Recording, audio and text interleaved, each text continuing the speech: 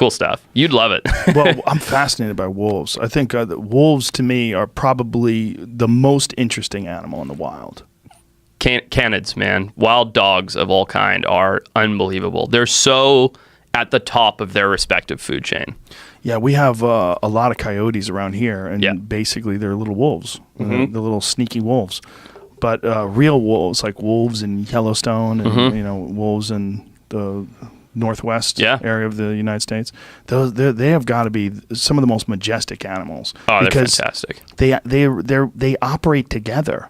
Always as these packs. So there's some sort of weird kind of communication and what's amazing is like the social dynamic, like within the pack, the hierarchy, and then on a hunt, like you go left, I go right, but without any verbal communication. Right. And then coming together and making a kill. I mean, it's mind-blowing stuff. You talk about not understanding wildlife. We don't understand how they do that. Right. We don't understand what kind of communication's going on. Do you think there's some sort of like telepathic, or is it just facial and recognizing cues and patterns that they've established before? If they see an animal, they know to flank it. I definitely believe it's that. Like, I definitely believe there is an intrinsic understanding of you go left, I go right.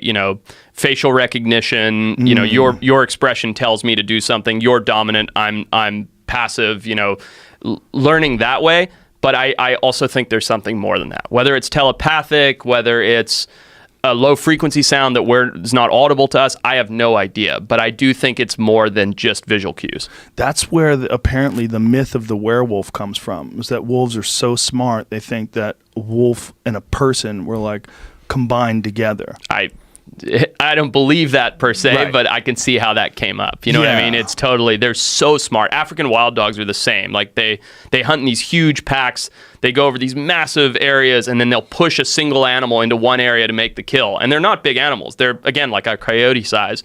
And they'll take down, a kudu or some huge antelope. I mean, it's incredible. Well, African wild dogs are so cool looking too, with those black spots and the yellow and all the stunning. They look angry. They're like freaky looking, I think they're my favorite of the like, you love wolves, I love African wild dogs. I just think they're so beautiful and majestic and unusual, and they're just such a cool animal. Correct me if I'm wrong, but I think all of them come from the United States. I think all of them originally came from North America. Like, I think canids? All canids came from North America. I think that's Coyote America, the gentleman who's been on the podcast before. What is his name? Is escaping me right now. But he wrote about it. About all the various jackals. Dan Flores. That's it. That is a fascinating book. Yeah, I'm gonna write it down. I'd love to read it. Great. And I did a podcast with him years ago that's excellent too. And he has all sorts of crazy insight as to Native American, North American animals that went somewhere else, like horses. Like, horses were native to North America, but they weren't here when the European settlers came. They went extinct. But they had been taken. They were other places. Like, apparently, wild horses from Europe all originated from North America and were taken over and then somehow brought back. Or another. Wow. From whatever, and then went extinct here, and then were reintroduced with the European settlers. That's interesting. Crazy, yeah. And that's the thing, like, with what I do looking for extinct animals or proof that they're still out there, is like, there are so many stories like that. I didn't know that one in specific.